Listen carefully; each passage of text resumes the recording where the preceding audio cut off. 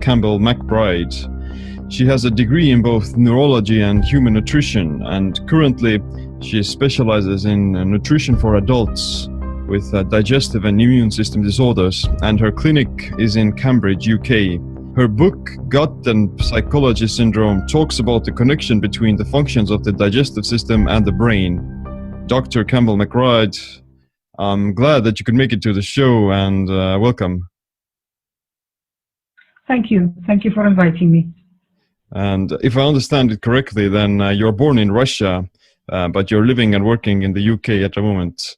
So can you tell us, like, how did you end up building a medical clinic in Cambridge? Yes, I live in East Anglia in the UK, and I'm a medical doctor, and I've created the concept of GAPS, Gut and Psychology Syndrome and Gut and Physiology Syndrome. Both abbreviate in the English language to the same GAPS. GAPS has become a global phenomenon in the last years because the kind of illnesses that it covers have all become epidemic. They all gained epidemic proportions around the world, and every year the situation is getting deeper, unfortunately. My first book, called Gut and Psychology Syndrome, was published in 2004. So the concept has been around for a while, around the world. And what it basically means, we have a person with abnormal gut flora. Majority of people today know that we have some microbes living inside our digestive system, right? Recent research has discovered the fact that 90% of all cells in the human body live in our gut flora. 90%. That's crazy. So that means your body is only 10%. It's a shell, a habitat for these muscle microbes that live inside your digestive system, and we ignore them at our peril. It is a highly organized and balanced community of creatures that live inside you, and we have bacteria there, and viruses, and protozoa, and archaea, and fungi, and worms, and flukes, and all kinds of creatures. And they all plant each other, and harvest each other, and eat each other, and control each other. So it's a balanced community. And this community has been balanced for all of our existence on this planet until the last several decades, when humanity has changed the environment on the planet. The first and most important influence on our gut flora are antibiotics. Since antibiotics were discovered and we started using them as a regular part of our lifestyle, starting from 50s and 60s, every time you take a course of antibiotic, it kills off beneficial bacteria in your gut. They die. These bacteria were controlling a whole host of other microbes, fungi and viruses and other things. They were controlling their proliferation. So suddenly all those other microbes get out of control. And of course antibiotics didn't touch them. The bacteria do recover to a degree, but different species take between 2 weeks to 2 months to recover. And that's a window of opportunity for all those fungi and viruses and protozoa and other creatures to get out of control and to grow large colonies and occupy new niches in the digestive system. So from a course of antibiotic to the next course of antibiotic and to the next course of antibiotic, there's less and less of good balance left in your digestive system and more of imbalance, more and more of disorder. And all these other species of microbes that overgrow, they become pathogens. Maybe they used to be beneficial or they used to be opportunistic, but when there's too many of them, they suddenly become a problem. They digest the food in their own way, converting it into a whole host of very toxic chemicals, very toxic substances, poisonous. At the same time, they damage the integrity of the gut wall, making it porous and leaky. Holes develop in your gut wall. So all these toxins absorb into the bloodstream, and alive microbes absorb into your bloodstream and get distributed all over the body. And wherever they get to, they cause trouble, they cause disease. So instead of being a source of nourishment, your body becomes a major source of toxicity. A river of toxins flows from your digestive system, and gets distributed around the body. My first book, Gut and Psychology Syndrome, focuses on the function of the brain in a person. So what happens there? I started working with autism and hyperactivity and dyslexia and dyspraxia and other learning disabilities in children. And then slowly my clinic transformed into treating other mental illnesses in adults, such as schizophrenia and bipolar disorder and eating disorders and depression and epilepsy, and physical disorders as well. What happens with the brain? This river of toxicity gets into the brain and it clogs it up. Let's start with a child with autism. Vast majority, more than 95, maybe 99% of all autistic children in this world have been born with a perfectly normal brain. These were perfectly normal babies. But what happened with these babies? They got abnormal gut flora from their mother and their father because the parents passed their gut flora to the child at the moment of birth. They got abnormal gut flora. They started their life with abnormal mixture of microbes in their gut. And these microbes damage the integrity of the gut wall of the child, making it porous and leaky. And the river of toxins flows into the bloodstream.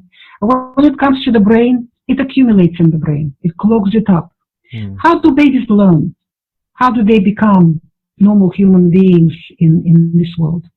They use their sensory organs to collect information from the environment. They listen to everything. They look at everybody. They touch everything. They take everything in their mouth.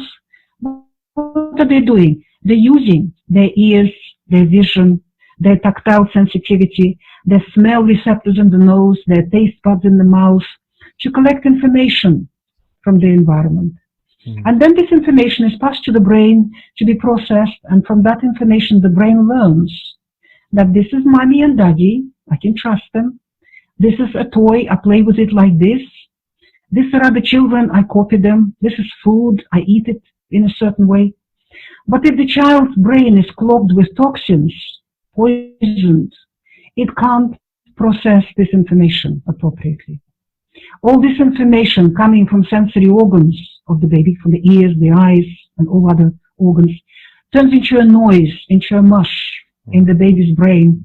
And from that noise, the baby can't decipher anything useful, can't learn anything useful. That is why autistic children are known to pick up a hand of any stranger on the street and try to walk away with that stranger, with mommy running behind and calling his name, because mommy doesn't mean any more than any human being around. Wow. They don't know what to do with toys. They don't know what to do with other children. They don't know what to do with food. They do not acquire any of those normal human behaviors and habits that healthy babies acquire at the beginning of their lives, and they develop in an autistic way. If the mixture of toxicity coming from the gut of the baby is different, and if the constitution of the child is different, the child may not become autistic, but may become hyperactive, or dyslexic, or dyspraxic, or oppositional defiant. But majority of these children don't fit into any diagnostic box, because our mainstream diagnostic boxes are purely descriptive. They do not include in themselves what causes the disorder and what do we do with it to actually get rid of it. They've taken a bunch of symptoms, put them into one box, and called that box autism. They took another bunch of symptoms, put them into another box, and called that attention deficit hyperactivity disorder or something else.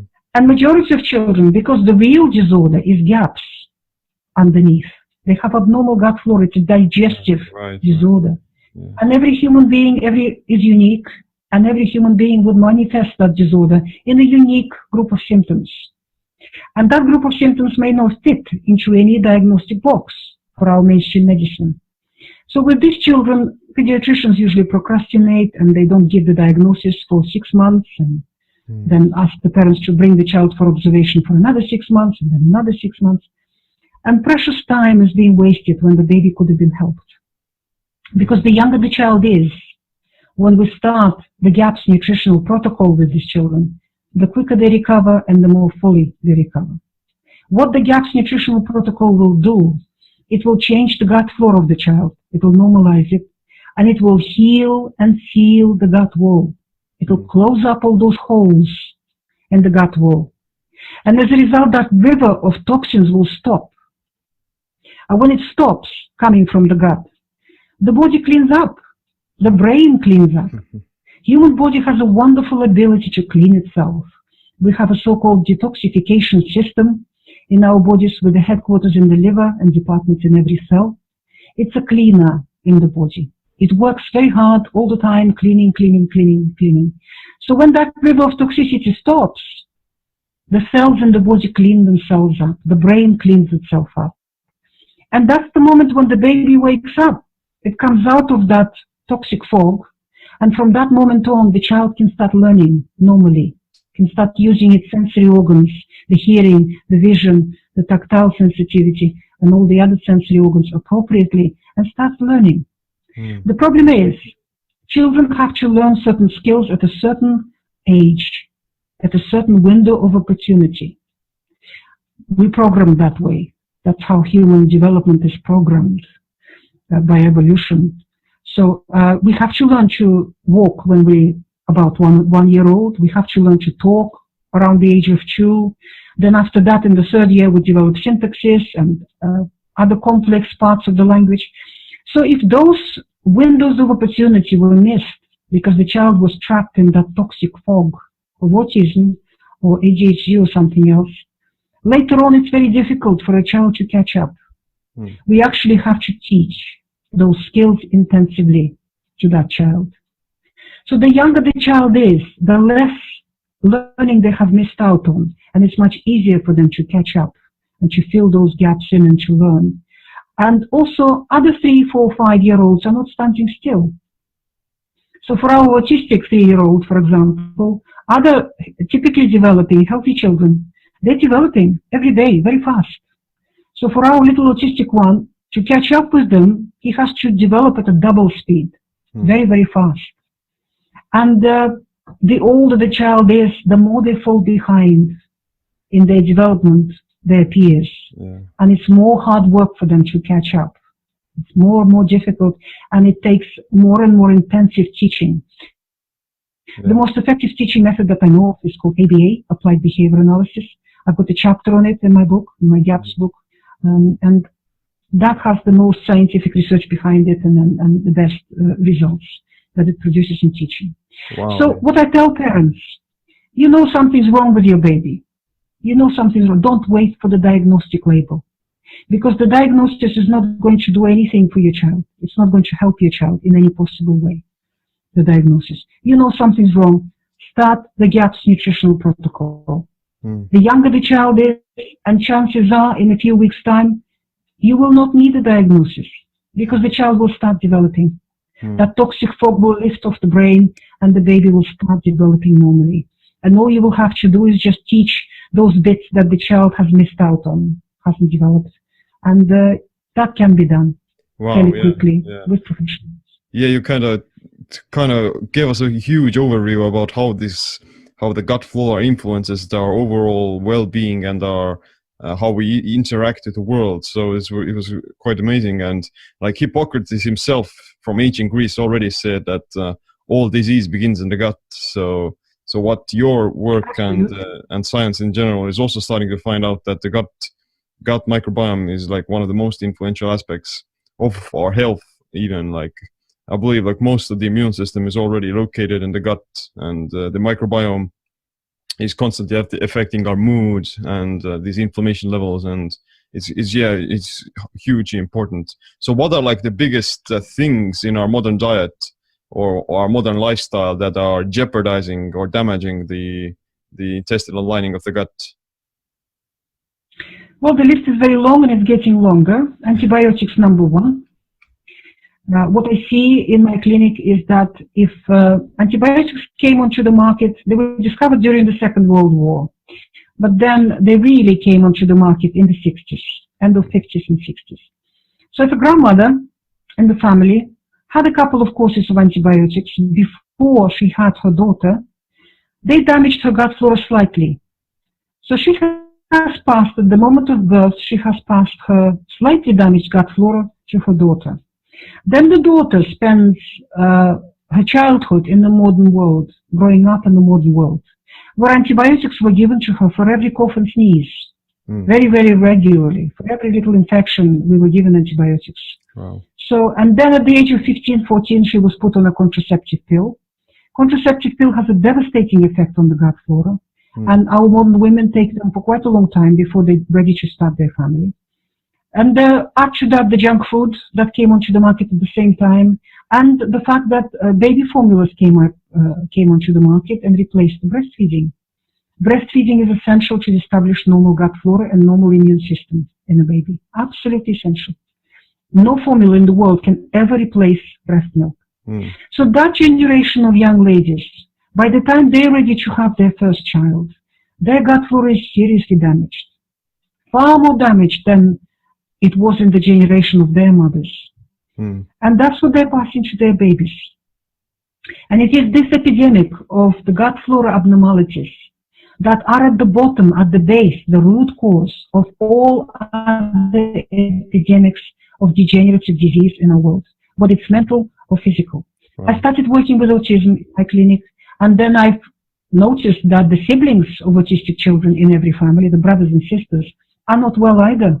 They have digestive disorders, they have fussy eating, they're clingy, many hyperactive, many dyslexic, many have allergies and asthma and eczema and other problems. So I've realized that these children got the same gut flora from the same parents. They just have a different pregnancy and different constitution, so they did not develop something severe as autism, but they're not well. They still have gaps. They are gaps children just as much as their autistic sibling. And then looking at their parents, I've discovered that the parents are gapsters too. They have irritable bowel syndrome. They have other digestive disorders, chronic fatigue, multiple sclerosis, fibromyalgia, chronic cystitis, psoriasis, alopecia, autoimmune illnesses are prevalent in these families amongst the mothers and the fathers of these children, because they don't have healthy gut flora themselves. That's what they've passed to their children at the moment of birth, and that's what's caused their respective physical conditions. I'm writing another book called Gut and Physiology Syndrome, where I will cover all the physical illnesses, where we will talk about the autoimmune disease and chronic fatigue syndrome and fibromyalgia and ME and neurological illnesses and multiple sclerosis and then chronic cystitis and all these other illnesses. All of them are GAPS conditions. All of them stem from the abnormal gut flora, from what's going on in the digestive system of the person. And when it comes to the brain, for a long time physiologists called the digestive system the second brain, because the nervous system in the gut is very rich. And the more we're researching the chemicals that our nervous system uses, such as serotonin and dopamine and endorphins and norepinephrine and GABA and many, many other, they're called neurotransmitters. These are the messengers, the chemical messengers that the nervous cells use to communicate with each other. The more we're researching these chemicals, the more we're realizing that actually they're manufactured in the gut. Majority of them, and they're manufactured in the gut, and then they are sent to the brain to be used by the brain, and not only the brain, the rest of the nervous system, all over your body. And the more we're now researching the gut, the more the researchers, the physiologists, now telling us that the gut actually is the first brain, and this one is the second brain. Because what's going on in the gut is far more important than what actually is going on up here in the brain. Coming to the immune system, we knew from basic physiology from 1930s and 40s that about 85% of our immune system is located in the gut wall. So your digestive system is the biggest and the most important immune organ in your body. Immune system has been likened to an army. Well, in that army, all the generals and admirals and officers and the commanding echelons are all in the gut wall. Why? Because your gut flora, 90% of you, is sitting in the gut. And there is only gut wall between them. And there is a very tight communication going on between the gut flora and all the commanding echelons of your immune system. Your gut flora is the major source of data for them to act upon. At the same time, it is your digestive system that feeds the immune system. Immune system is a very hungry organ. It requires high quality nutrition every second of your existence. And for that, we have to be able to digest the food properly and to absorb it properly. And a GAPS person can't do that. Because our gut flora is a major element of the digestion of the food and absorption of the food. When gut flora is abnormal, we can't digest our food properly. We can't absorb it properly. A lot of food gets doesn't get a chance to be digested properly before it absorbs. It absorbs in an undigested state because the gut wall is like a sieve, it's damaged, porous, leaky. So all these large particles of food and molecules get through, finish up in your bloodstream. And of course, the immune system immediately finds them there, looks at them and says, you're not food. I don't recognize you as food, and attacks them. It will attach immune complexes, it will launch inflammation, it will, all kinds of reactions that the immune system has will be launched. And these reactions manifest themselves as food allergy or intolerance. More than 60% of people in the Western world have some kind of food allergy or intolerance today, unfortunately. That's the statistic. If you ask any person on the street, majority of people will tell you that they react to something. What's happening? There's nothing wrong with the food. What's wrong is your gut lining. Your gut lining is damaged and porous. It's like a sieve. So what we do in the GAPS nutritional protocol, we focus on sealing and healing the gut lining. Once we've closed up all those holes in the gut lining, food starts digesting properly before it absorbs. And all your food allergies and intolerances disappear. So Other things that the immune system would launch is inflammation and autoimmunity. All autoimmunity is born in the gut. Every autoimmune condition is a gut condition, is a digestive disorder. Whether it's rheumatoid arthritis, whether it's lupus, whether it's multiple sclerosis, or amyotrophic lateral sclerosis, or nephropathy, or alopecia, or psoriasis, or anything else, no matter how far away from the gut your condition develops, it was born in the gut. That's where it's coming from. So with every allergy, with every autoimmune condition, with every inflammatory disorder, the first place you need to look at is the gut. What's going on in there? What your gut flora is like? What your gut lining is like? And implementing the GAPS nutritional protocol is the best way to go about fixing these problems. So there are also a lot of information and people saying that things like gluten and dairy and legumes, those things are, they're going to cause an autoimmune response, and that those are the main causes of leaky guts and Hashimoto's and things like that. So do you agree with that? That things like grains and gluten are bad for the gut intestinal lining, or what do you have to say about that? Exactly. People have been eating these things for thousands of years without any reactions, because for thousands of years people had normal gut flora. Right. There was nothing to damage it. Yeah. So the problem now we've damaged our gut flora and we've damaged the integrity of the gut wall. So these things can't digest properly. They absorb undigested. That is why we react to them. Okay. Yeah, so the problem isn't the food, the problem is the environment in which the food is placed, in a sense. Exactly. Right. The problem is in your gut. All diseases begin in the gut. Right. I will rule the world! So what nutrients and vitamins could heal the gut, and what does the gut need then? Well, GAPS nutritional protocol, the major part of it is the diet, the GAPS diet. There are more than 1 million of people around the world now following the GAPS nutritional protocol. My first book has been translated into 18 languages. So people all over the world now are familiar with this concept, and it is growing. It is a movement. It's a whole global phenomenon. Because these problems are all gained epidemic proportions. People need this information around the world. That's why this is happening. So GAPS diet focuses on healing and sealing the gut wall.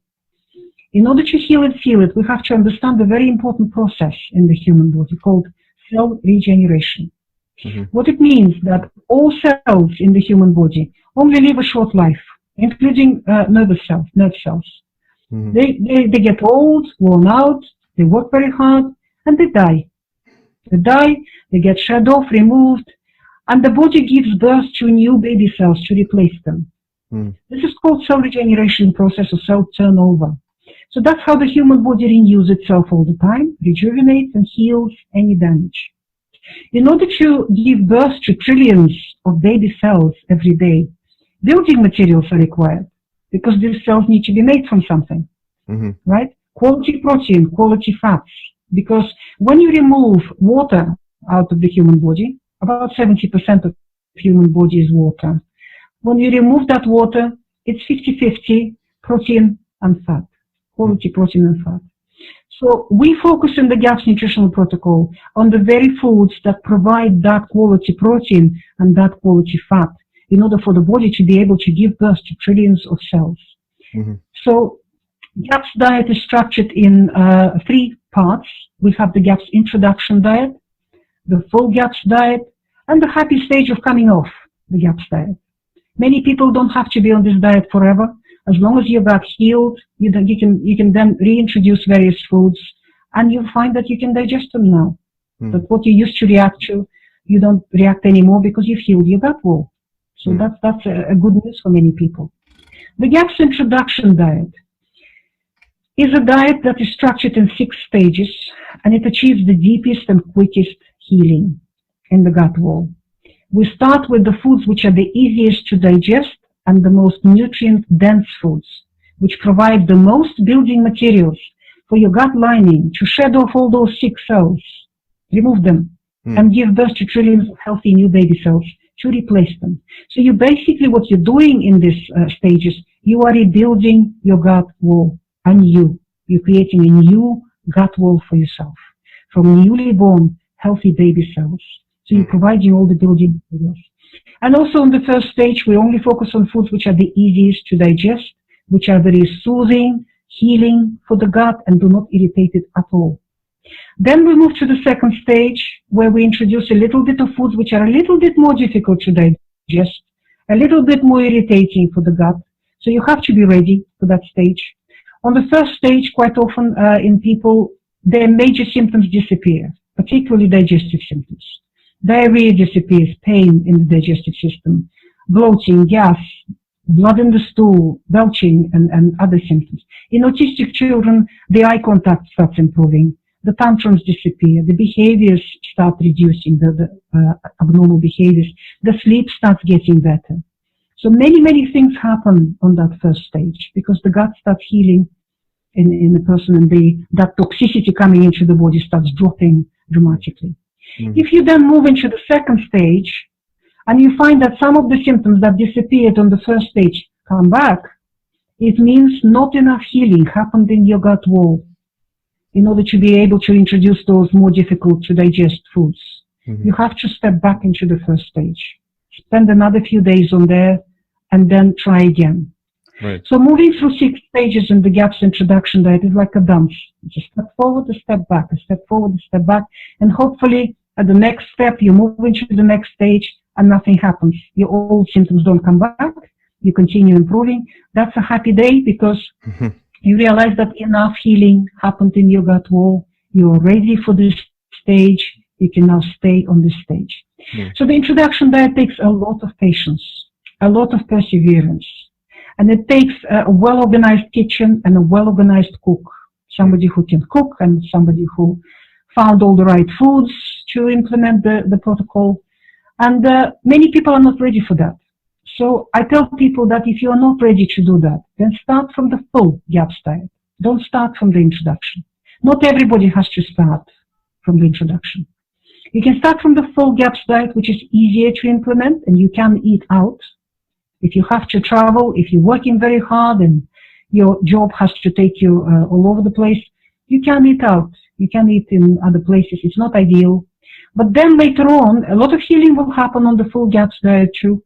But then later on, when you're at home and you can organize your life a bit better, organize your kitchen, organize your food supplies, and learn to cook maybe, if you didn't cook before, then you can implement the introduction diet later on in your healing journey. But you will achieve a deeper healing.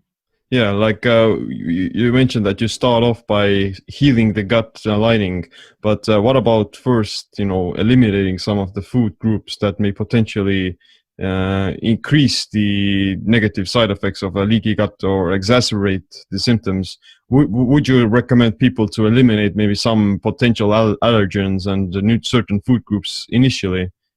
Absolutely. GAPS diet, yes, GAPS diet is very strict. We have no grains of any description. All grain is out. Whether it's gluten-free, not gluten-free, doesn't matter. We remove all grain. We remove all starch from the diet. That means no potatoes. Any kind of potato, sweet potato, yam, Jerusalem artichoke, taro, or any exotic potatoes, all of those starchy vegetables are out. Mm-hmm. Most beans and lentils are out because they're starchy. Mm-hmm. Again, they've got starch in them. So all of these staple foods and substances that are used for producing all the processed foods in the world are out. Mm. All commercially produced foods, all processed foods, all commercial sweeteners, including sugar, are out. Mm. So what we focus on homemade, well-prepared soups and stews, meats, fish, eggs, and well-fermented dairy. Mm. We eat a lot of fermented foods because fermented foods teeming with beneficial bacteria. Right. And beneficial yeasts, beneficial fungi, and viruses, and all kinds of beneficial good microbes. Mm-hmm. So every time you eat sauerkraut, or kefir, or yogurt, or homemade cheese, or any other fermented foods, you are taking probiotics. In large amounts, you're taking probiotic beneficial microbes to boost the good community of microbes in your digestive system, to kill the pathogens, to drive them out, and to re-establish normal gut flora. Mm-hmm. So fermented foods are a very important part. But is it true like that? For instance, if you have imbalance in your microflora and you have these bad bacteria in your gut, then would feeding them with probiotics and things like fermented foods, would that have like a negative side effect of you're feeding the wrong type of bacteria? So maybe would it be better to first get rid of the bad bacteria before you start feeding the good ones, or do the probiotics and fermented foods, will they automatically begin to feed just the good bacteria, or how does that work? Gut flora is immensely complex, and our science is in its infancy in understanding it. We will never ever catch up with nature. So trying to be very scientific is a good way to get lost entirely. Right. Do not rely on science. I will warn you, do not rely on science. It is not a good idea.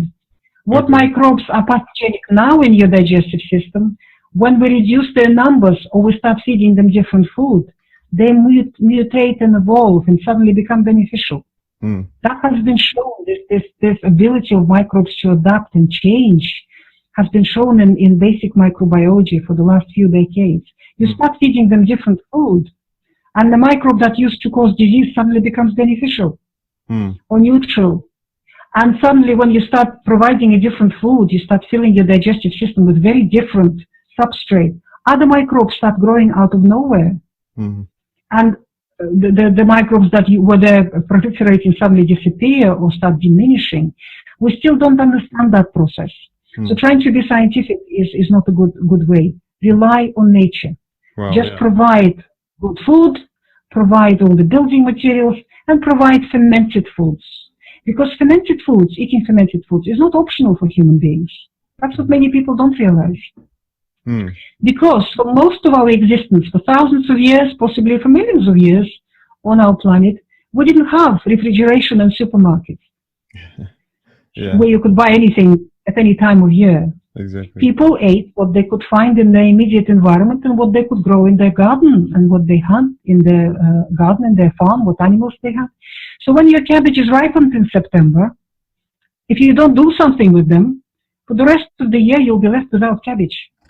Because you can't plant it in January, can you? And you can't plant it too early or at the wrong time. You have to plant it at a certain time, and then it takes a few months to grow. Right. So, and when you kill an animal, and you can't eat the whole animal in a few days, the meat will rot away, and you'll be left without meat for God knows how long, until you catch another animal, or another animal grows up, or whatever. So people learned to preserve foods through fermentation. You can ferment anything. And indeed, various cultures around the world have fermented all kinds of foods for thousands of years. You can ferment vegetables, fruit, milk, meat, fish, beans, lentils, grains. Everything can be fermented. Once you've fermented the food, it will keep for years. Good, well-made sauerkraut keeps for 5-6 years. Wow. And just gets better every year. Easier and easier to digest. And not only every mouthful of those microbes that you eat are teeming with beneficial bacteria, beneficial microbes. Also, these microbes in the process of fermentation pre-digested the food. They've broken down all the hard to digest bits in the food, all the hard to digest molecules in there. So when you eat that food, your body finds it much easier to break down and to benefit from it. A good example is sauerkraut, cabbage. A helping of sauerkraut will provide 20 times more vitamin C for your body than the same helping of fresh cabbage. Because in the fresh cabbage, vitamin C is locked in its cellular structure and your digestive system can't extract it. Wow. It goes right through you. It doesn't do you any good. Where in a sauerkraut, the bacteria, during fermentation, released all that vitamin C from the cellular structure into the whole mixture. So when you eat sauerkraut, you're supplementing with vitamin C. You're getting large amounts of vitamin C. Wow. And because human beings, for thousands of years, fermented most of their food, every day of the whole year, they ate some fermented food for breakfast, lunch, or dinner. Yeah. Maybe it was a piece of fermented meat, maybe it was fermented vegetables, maybe it was fermented fruit, maybe it was fermented grains or something. We ate that for breakfast, lunch, and dinner all of our lives, all of our existence on the planet. And that got built into our human physiology.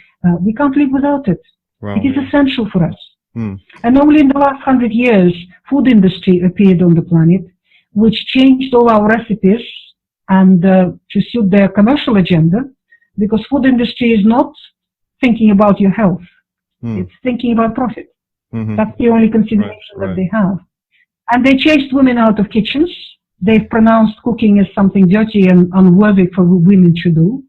So women through generations in the Western world lost all the skill and all the recipes of how to make these foods, how to ferment, how to cook altogether. And they got replaced with commercial recipes. That's why everybody's ill. Yeah. Fermented foods are not optional for human beings. We have to eat them on a daily basis. Right, yeah. And that's what we back into our kitchens. Wow, yeah. Like I definitely try to aim for some fermented foods every day, like sauerkraut, these different kombuchas and fish and meat as well. Chum is metabolic fuel. But you mentioned that the digestive process of comparing, let's say, regular raw cabbage and sauerkraut is quite distinctive, and it's different because of the nutritional composition and so on. But how is the human digestive tract designed to digest different kinds of foods, or what does it best suited to design or to best suited to digest? Well, this is a very good question, and I'm glad that you brought it up, because the way human digestive system is designed, it may sound paradoxical to many people. The easiest foods for us to digest are animal foods. Meat, fish, eggs, and dairy. And I'll explain why. All energy on our beautiful planet is recycled. New energy comes from the sun. In order to capture the sunlight and turn it into a solid matter, Mother Nature created plants. Plants have photosynthesis. They capture the light of the sun, and through chlorophyll, through photosynthesis, they create green matter that we can touch and we can eat. In order then for something else to eat the sunlight in the form of the plants, Mother Nature created herbivorous animals, cows and goats and sheep and camels and deer. And in order for them to be able to digest the plant matter properly, Mother Nature equipped them with a very special digestive system called rumen. A cow has a huge stomach with four stomachs she's got. Yeah. And these four stomachs are full of microbes. Because really the only things on our planet that can truly digest plants are microbes.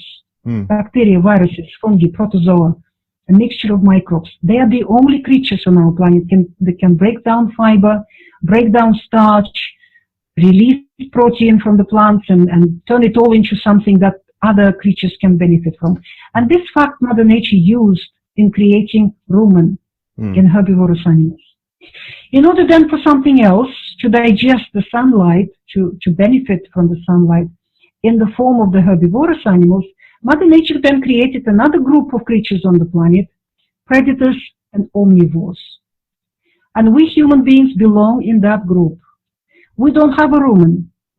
We have a very small stomach, and if that stomach is healthy, it has very few bacteria in it. It's virtually sterile because it produces hydrochloric acid. And acidity in the stomach goes below 2, below 1, pH 1 sometimes, when we really get hungry, when we're ready to eat. And that's a very hostile environment for any kind of microbe to live in. So the hydrochloric acid and the pepsin and other things that the human stomach manufactures are only capable of breaking down properly and digesting properly meat, fish, eggs, and dairy. Plants, when we chew them and swallow them, they sit in the stomach. They don't digest to any degree. They just wait for their turn. Then the whole mass is being passed into the intestines, and that's several meters of intestines, where the absorption of the food happens. And the only things that can really be absorbed in the intestines are foods which were properly digested. And these are meat, fish, eggs, and dairy. Plants contribute a few vitamins, a few minerals, cleansing substances, juices, but the bulk of them, again, is indigestible for the human digestive system. Wow. So the plants go through that long intestine where the absorption happens, and then they land in the bowel at the end of our digestive system. And that's the equivalent of the rumen as human beings, where the plants can be digested to some degree, because that's where the majority of our gut flora is sitting, majority of all the microbes sitting. And that's where they break down the plants to a degree. They release some vitamins, and they manufacture short-chain fatty acids out of carbohydrates, out of starch. This is very saturated fat, highly saturated fat, which absorbs and maintains our blood sugar levels and other parameters in the body between meals. The problem is that in the cow, gaining digestion. So there, the food out of the rumen then moves into intestine and it absorbs. Where in us human beings, our rumen is at the end of the digestive system. When the majority of absorption already is finished, is done. So plants really are not feeding foods for human beings. The feeding foods build your heavy bones, your heavy muscles, your big heart, your big lungs, your big brain, and to feed the cell regeneration processes in the human body. Remember that process where all the cells die and new baby cells are born? These processes have to be fed with quality protein and quality fat. So the feeding foods, the building foods for human body, to build our physical structure and to maintain your physical body, only come from meat, fish, eggs, and dairy. Also, when we analyze the protein in the human body, the protein that your body is made from, when we analyze its biochemical structure in a laboratory, we realize that it's very similar in its structure to the structure of protein in meat, fish, eggs, and dairy. So when we digest those animal foods, we provide the right kind of protein for your body to build your own proteins, to build your muscle, your bones, your brain, your heart, all your organs and all your systems. The same with the fat. When we analyze the fat in the human body, and fat in the human body is a structural element. Your heart is sitting in a thick chamber of fat. That is its energy store, because your heart muscle derives its energy almost entirely from fat, not from carbohydrates. Your liver is sitting in the fat. Your intestines are sitting in fat. Your kidneys are sitting in fat. So fat is a structural element of the human body.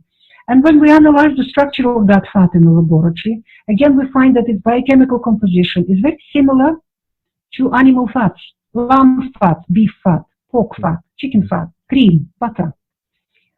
When we analyze the proteins in the plant matter, we find that their structure is inappropriate for the human physiology. Many amino acids are missing, other amino acids are in excess, so the amino acid composition of plant proteins is inappropriate for building your own physical structure of your body. And also these proteins are very hard to digest. They're indigestible. Think about gluten. The more we research gluten, the more we realize nobody can digest it. It's just some people have a better constitution, they can survive it better, but they still can't digest it properly. The same with plant fats, oils in the plants. Their biochemical structure is inappropriate for human physiology. We need a little bit of those plant fats, plant oils. And just eating enough fruits and vegetables and maybe a handful of nuts a day will provide enough for your human body to thrive on. The bulk of fat consumption that we have has to come from animals, from meat, fish, eggs, and dairy.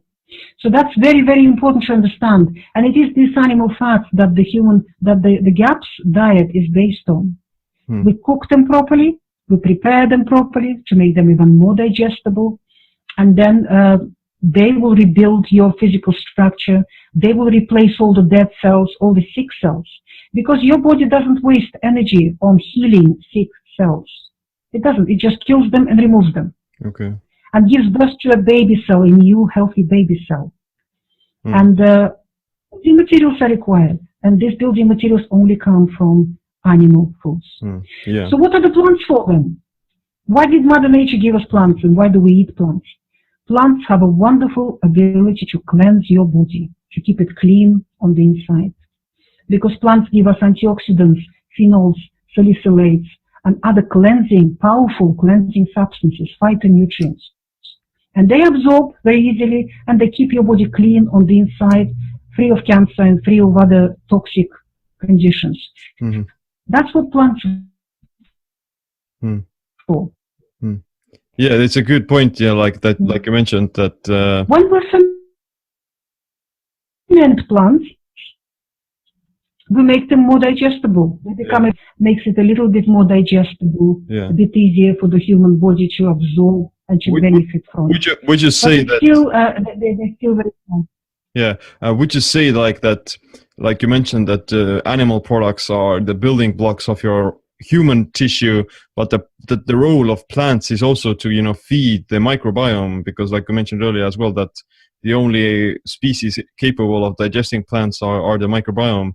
And then if you feed the microbiome with those fermented foods and vegetables, then you're also able to facilitate the benefits of these of the healthy microbiome as well. And I believe like even ruminants, even ruminants, they're not. That's right.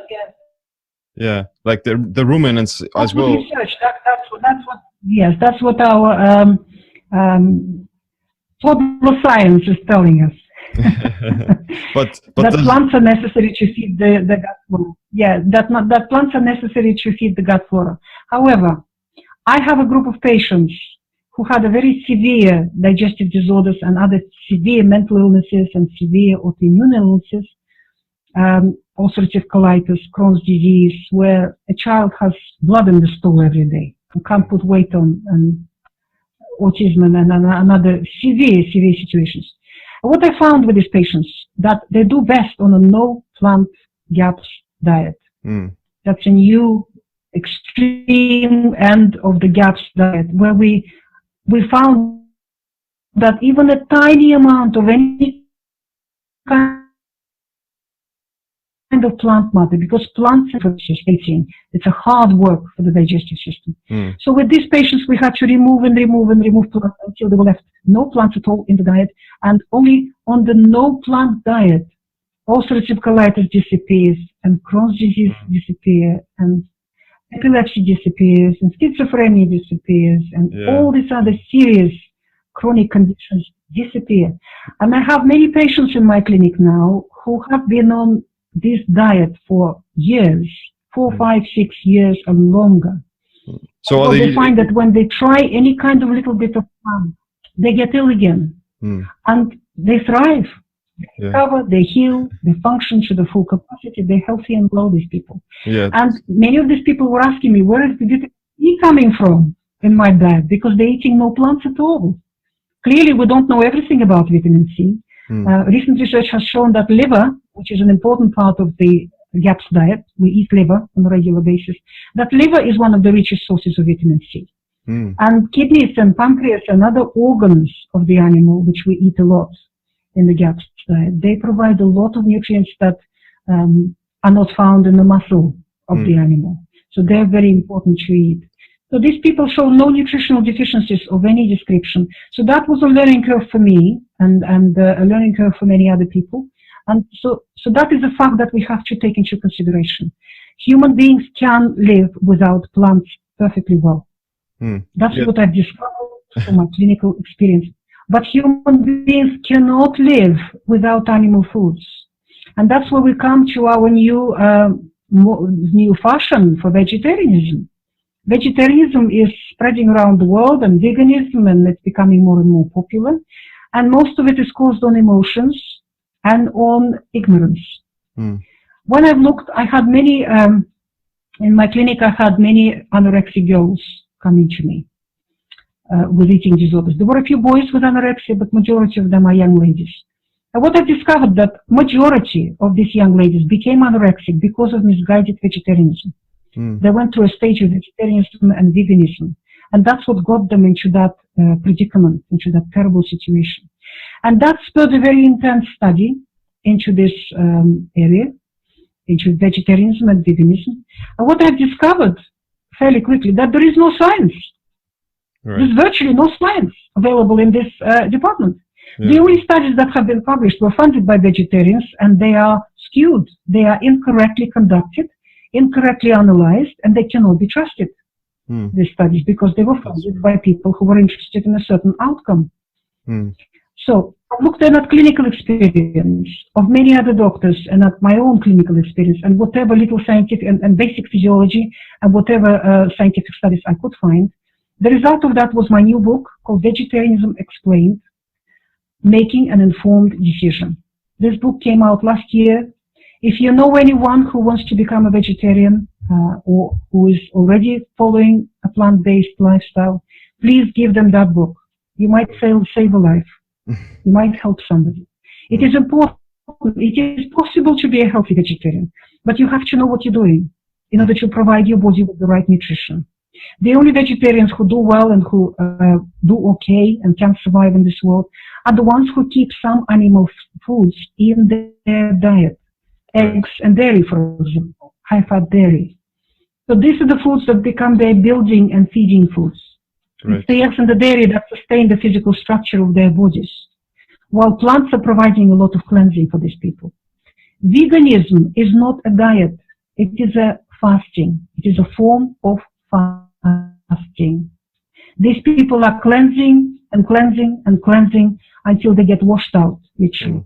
It is a good idea to cleanse for many people because many of us have very toxic bodies. We accumulate toxins in our bodies.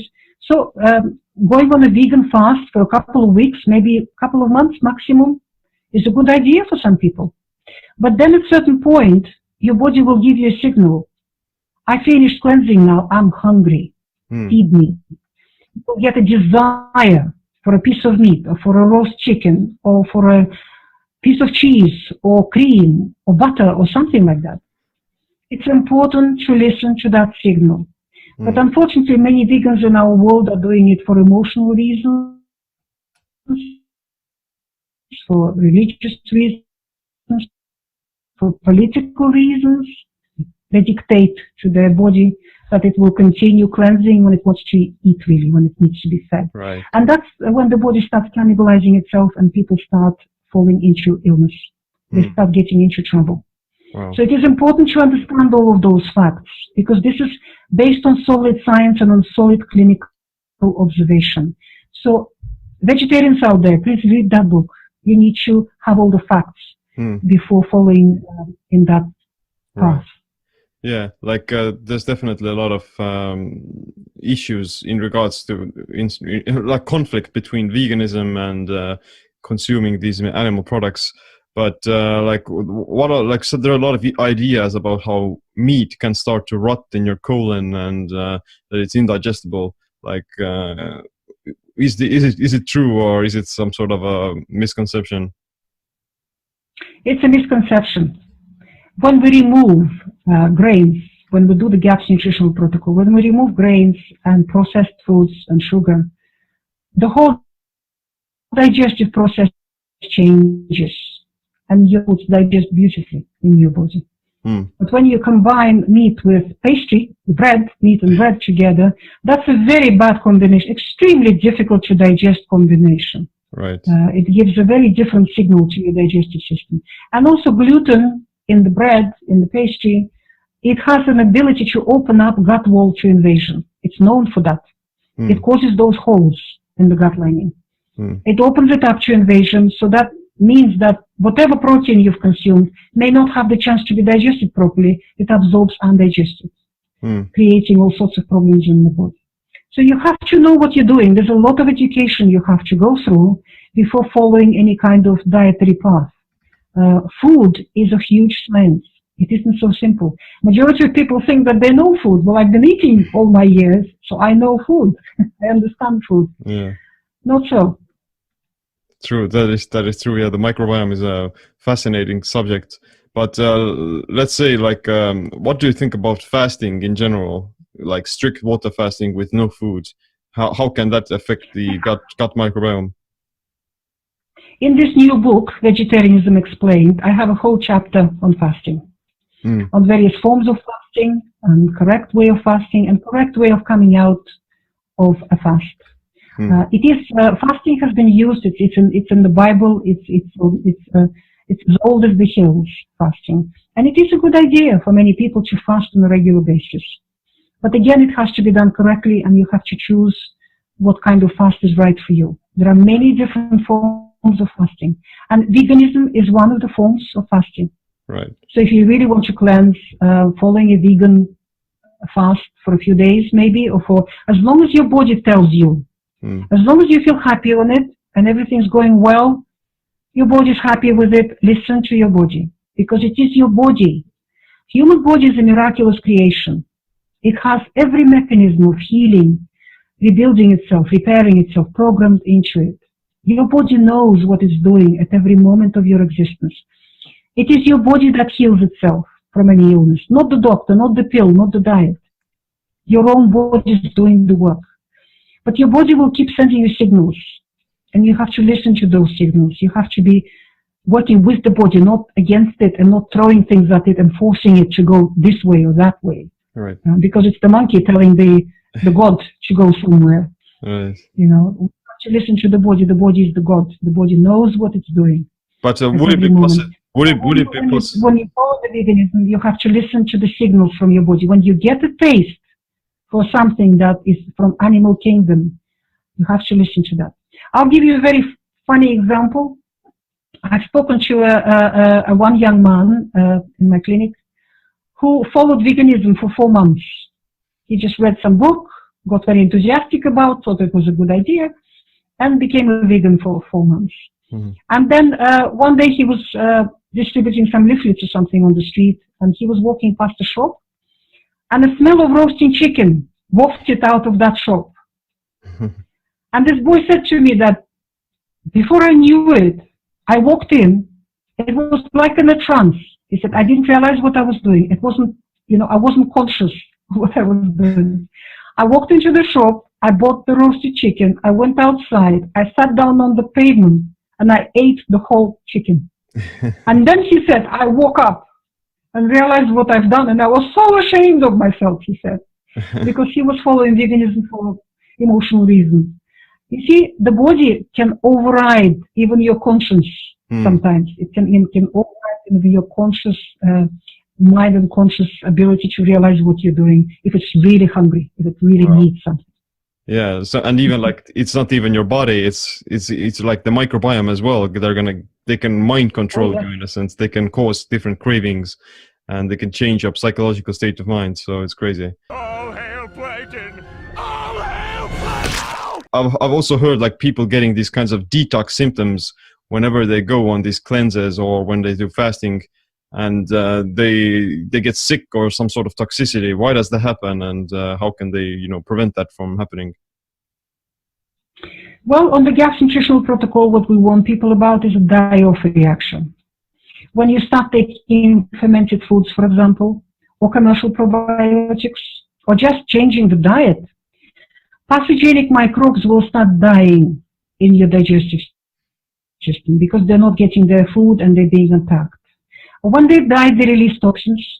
And these are the toxins that make you depressed, obsessed, autistic, or give you migraines, or give you chronic cystitis, or give you rheumatoid arthritis, or whatever your individual group of symptoms are. If you had sauerkraut and you suddenly went and had a big helping of sauerkraut, that reaction can be quite severe. Have a little bit, then wait for a couple of days, see how your body reacts, see what happens, then have a bit more, and gradually increase it. gradually. Control that reaction. Right. Some amount of die-off you have to tolerate. You just have to go through it, but it needs to be manageable. You need to be able to live with it and manage it. And when you're going through die-off like that, you have to be kind to your body. Your body is doing a huge amount of work. Huge. It is facing poisoning. It's basically being poisoned. Huge amount of toxicity is being released. So you need to sleep a lot and you need to rest a lot. It's not a good time to have stressful jobs or stressful exams or any other challenges that you have to overcome at the same time in your life. You need to be able to rest. You need to be able to have time to yourself. Right. To read, to cook, to sleep, to allow your body to heal. Another thing that's happening is a detox. We all have a so-called detoxification system in our bodies with the headquarters in the liver and departments in every cell of the body. It's the cleaner in your body. In a GAPS person, there's a river of toxicity flowing from your gut, and it hits your liver first because all the blood collected from the gut first comes into your liver through the portal system of veins. And in majority of GAPS patients, that detox system in the liver gets broken down simply because of the sheer amount of work it has to do. It's just like a worker who has been buried under work. And as a result, all that toxicity coming into your body is not being dealt with, is not being neutralized, it's being stored. It is stored in various tissues. Many of these toxins are fat soluble. When you start a cleansing protocol, such as a vegan protocol, or juice fasting, or even water fasting, a lot of these toxins will be released from the storage site, and your body will be working hard to remove them. And that can cause headaches, and that can cause vomiting and nausea and drop in energy and all kinds of symptoms, individual symptoms, which are called the detox symptoms. That is why you have to be prepared for that, and you have to know how to handle that situation. It's very important because it can be debilitating for many people. So, like, if you eat like these, if you eat organ meats from animals that have been raised on these toxins or grains, then would that affect the person who is eating those organ meats, like livers and the heart? Liver is a factory that neutralizes toxins and processes them, but it's not a storage ground for toxicity. Liver doesn't store toxins. That is why eating liver is safe. Many people ask me this question. They think, well, liver is the detox organ. Surely it's very toxic. Not at all. It doesn't store toxins. It pushes them out and sends them to the fat tissue or to muscle or to the bone or the bone marrow or somewhere else, to other organ or to your brain. But if the animal is... liver is very safe to eat, and organs are very safe to eat, and they will give a hand. Liver is a powerhouse of nutrition. The amount of nutrients that you get from a piece of liver is 100 times more and in a better shape for your body than a steak, muscle meat. Organs are much, much richer in nutrition. They're very important for human beings to eat. And in every traditional culture for thousands of years, people prized these bits. They've given these bits as a precious gift, as something precious to the most important people in their families, the most important people in their tribes, to the chiefs, to the warriors, to the couples who were trying to conceive a baby, and to other people who were important to them. That's true. Yeah, like organ meats are highly underrated, and people rarely eat them anymore, and they're missing all these most abundant nutrients from them. I feel like liver and onions. But what about things like fish? Let's say if the fish is like one of the healthiest foods on the planet, but at the same time it's also one of the most toxic ones, and because of the ocean pollutions and things like that. So how does do these heavy metals get transitioned over from the fish into your own intestines? Of course they do, absolutely. But what we have to understand, there are two factors here. One factor is gut flora. Healthy gut flora has an ability to bind mercury and lead and other toxic metals that might come from fish and other toxins and pollution. On their cell wall, the bacteria themselves, we knew this for decades actually, the probiotic bacteria on their cell wall have molecules which are called chelators. It comes from a Greek word chele. What they do, they grab hold of mercury, they grab hold of lead, and they will hold it until they take it out of your system in your stool. Because human stool is mostly bacteria. It's mostly microbes, dead microbes. So there was an interesting research done, just one little study that was done more than 15 years ago, where they've taken two groups of rats, and one group of rats was healthy and had a healthy gut flora. Another group of rats was treated with a group of broad-spectrum antibiotics to destroy their gut flora, to really damage it. And then these two groups of rats were given organic mercury in their food and drink. And then their bodies were analyzed for content of mercury. And what this research discovered, that in rats with healthy gut flora, about 1% of that mercury absorbed into the body. The rest was in their feces, in their stool. It left their body. Wow. But in rats with the damaged gut flora, more than 90% of mercury absorbed. Because the gut flora was not able to chelate it and to protect you from it. Wow, so the gut flora, the state of the gut flora, is very, very important. When you're eating fish, you need to consider that. That's an important consideration. Wow. But another consideration you have to think about, we human beings have polluted everything on our planet, not only the sea. The land is polluted, the air is polluted, everything's polluted. Even organic produce nowadays cannot be trusted.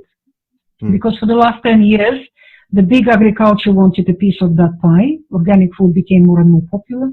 So they have diluted organic standards. They have compromised organic standards. We now have organic pesticides and other chemicals which are allowed in the organic sector. Wow. On top of that, there is a lot of cheating in an organic sector, I have to say. It's a very sad fact, but it's nevertheless a fact. Wow. So the only way really to get clean, properly clean food is to grow it yourself, I'm afraid. Yeah. Many of my patients are having us now buying farms, buying allotments, buying small pieces of land where they can have chickens and they can have their own garden, maybe a pig, maybe a goat that they can milk, because that's the only way to really be sure that you're eating something clean. Right. Obviously, majority of people can't do that. You still have to trust the supermarkets and the organic labels. And of course, you pay double for that. You pay more for the organic label, and a lot of it is not honest. That's true. Yeah. So we have to understand that.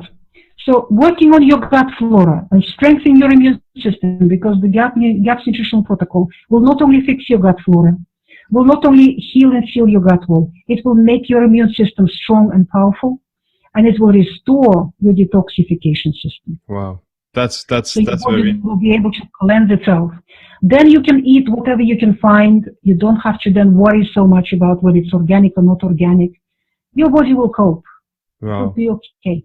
That's a very important point, I think, and it's very fascinating because, it comes to show that if you follow an inflammatory diet, or if you follow a diet that doesn't promote gut health, then you're reducing your body's overall ability to deal with the toxins around you and the other stressors of modern life as well. And if you would compare like commercially viable products in a supermarket, then these animal products, they would be actually less toxic than these pesticide-laden vegetables and things like that, because your body would be able to deal with them better. So that's a very interesting point as well. Yeah. Well, people need to understand that this big agriculture, these great big machines and all the chemicals, they will make you believe that they feed the planet. Not so. The fact is 75% of the population of our planet is fed by small organic farms and small holdings. Of course, majority of these organic farms are in India and Africa and other countries, which are not Western countries. But even in the Western countries, we have hundreds and hundreds of organic mixed farms where people do farming properly, where the animals are reared and grown the way Mother Nature designed them to live, where they are on pasture, on grass, under the sunlight, and chickens roam free, run around. They're really, truly free-ranging, digging for worms and digging for insects and eating all the meat that they need to eat and eating all the grass that they need to eat. And where vegetables are grown properly. Problem is, our Western government subsidize the big industrial agriculture. They subsidize them. They subsidize the growth of wheat, sugar beet, and rapeseed, and other commercial crops. So again, flour, sugar, and vegetable oil. The three legs on which every chronic disease stands. While the organic farms are not subsidized. In fact, the governments are a great big enemy of organic farms. They not only not help them, they actually impair their function and interfere with them all the time with their regulations. Right. The only organic farms which survive very well are the ones which have a strong customer base, lots of customers. So I do not recommend my patients to buy their food in supermarkets. I know it's easy. It's easy, but you are not buying the best. Not at all. What I recommend, go to your local farmers market, talk to the farmers, take their phone numbers, take their addresses, drive about, visit the farms, make friends with the farmers, see how the animals are reared, see how the chickens are running. These are happy chickens. They have happy cows, happy pigs, happy sheep. So their meat is happy, and their milk is happy, and their eggs are happy. You're eating a very different quality, and buy from these farmers directly. You will find that it will be cheaper for you actually than buying in a supermarket overall, because the farmer, when he buys, sells directly to the customer, you're cutting out all the middlemen. Produce is not so expensive. It will be cheaper for you, and you will be supporting a good person. You'll be supporting a good farm. You'll be doing something really good in this world. Contributing to nature, contributing to proper farming, and at the same time you'll be getting proper quality food for yourself and for your family. That is it's a wider issue rather than just, it's not just autism or these metabolic diseases. It's a larger philosophical issue as well. It involves many things and a lot of politics and beliefs. So, but let's start wrapping up this show as well. We've been talking quite a long time. What are some of your own favorite foods that you consume on a daily basis? My favorite foods are meat, eggs, fermented foods, soup, stew, liver, organs, and liver pate, and other such foods.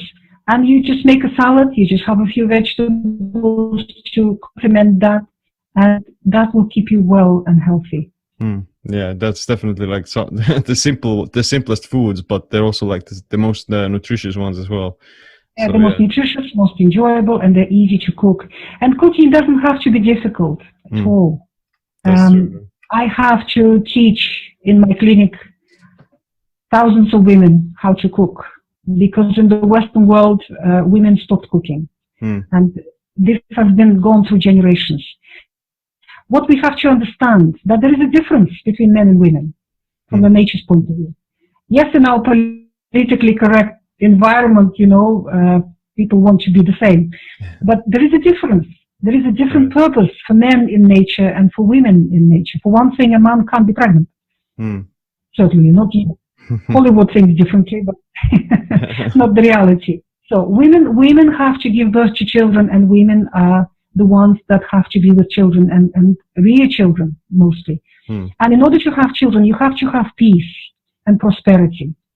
And it is women whose role in nature is nurture and healing. The men's role in nature is to open up new territories and new horizons and to push the progress forward, to break through and push the progress. And that quite often leads to war and destruction.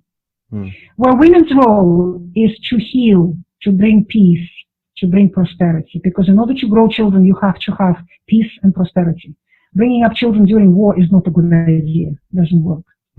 So it was women's role for millions of years in every family to look after the health of their family, to heal the sick, to nurture children, to nurture their husband, to nurture everybody's health.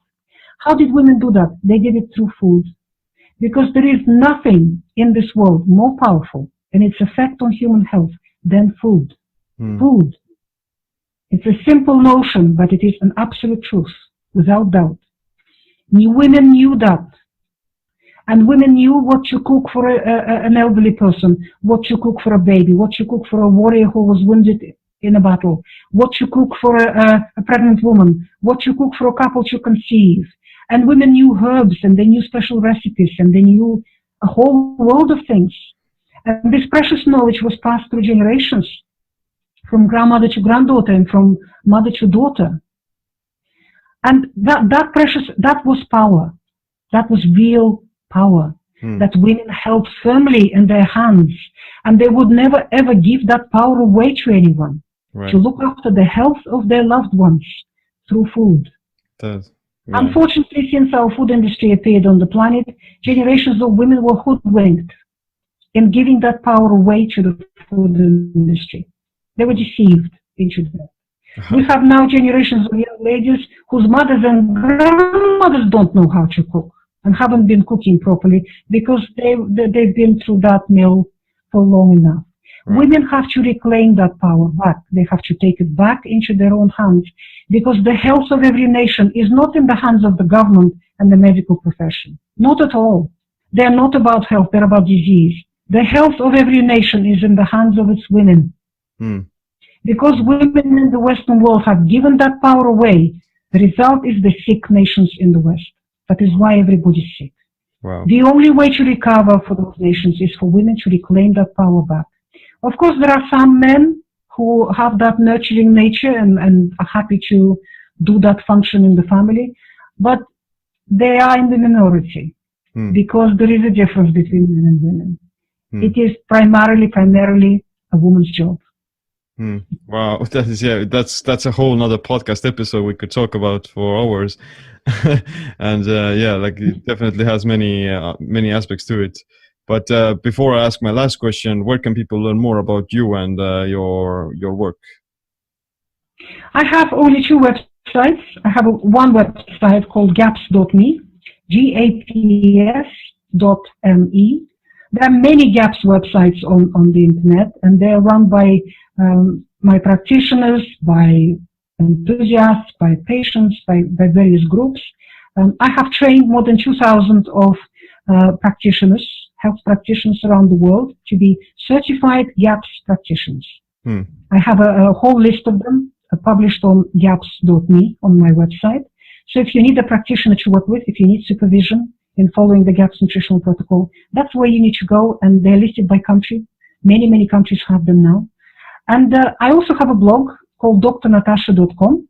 Doctor is a full word, dr-natasha.com, where I put new ideas, new articles, announcements, and other things, and news on there. So I only have two websites to look at. So go there and you will get more information. They're informational websites. I put a lot of information there. Yeah, definitely people should check them out. But my last question to you is, what would be this single advice or a habit that you wish you'd adopted earlier that improved your body and your mind? I don't believe in hopeless situations. All of the chronic diseases our medical profession has pronounced to be incurable. It's incurable from their point of view because they don't have a cure. They don't know what to do with them and how to treat them. But it doesn't mean that that information doesn't exist somewhere else. So don't listen to that.